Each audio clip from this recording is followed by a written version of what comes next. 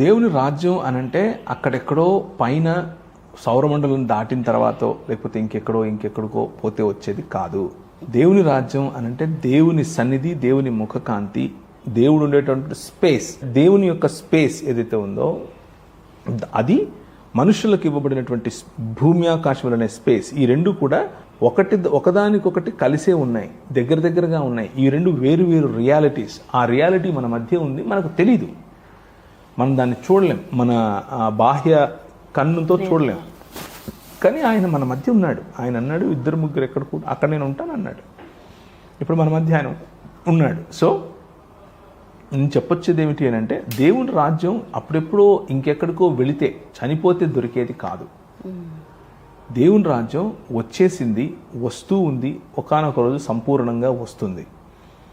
దేవుని రాజ్యం అని దేన్ని అంటున్నాం అనంటే, యేసుక్రీస్తుకు విధేయత కలిగి జీవించే జీవన విధానం దేవుని రాజ్య విధానం అని అంటున్నాం. దేవుని రాజ్యం అన్నది ఒక భౌతికమైనటువంటి స్థలం కాదు.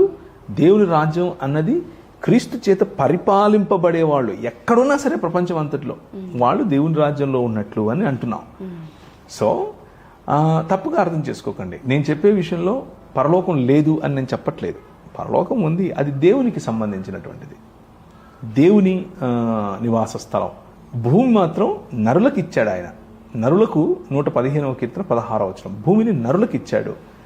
ఆ దేవుడు, పరలోకమందున్న దేవుడు, తన సన్నిధిని విడిచి భూమి మీదకు రావటానికి సిద్ధంగా ఉన్నట్లుగా మలాకీ గ్రంథం వరకు ప్రవక్తలందరూ చెబుతూ వస్తూ ఉంటే, మత్తయి నుంచి ఆయన వచ్చేశాడని, యెహోవా పంపగా వచ్చి మీకు రాజు పుట్టాడు అని ఇవాంగిలియోన్ అన్న పదం, అంటే ఇవాంజలిజం అన్న ఇవాంగిలియోన్ ప్రకటింపటానికి గ్రీకులు, రోమీలు ఏ సిస్టమ్ని అయితే ఉపయోగించారో అదే సిస్టమ్, అనగా దండోరా కొట్టి ప్రజలకు ప్రకటించటం. సువార్త అనేది వెళ్ళి సజెస్ట్ చేయరు, ప్రకటిస్తారు.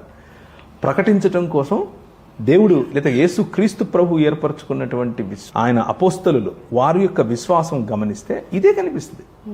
ఏం కనిపిస్తుంది?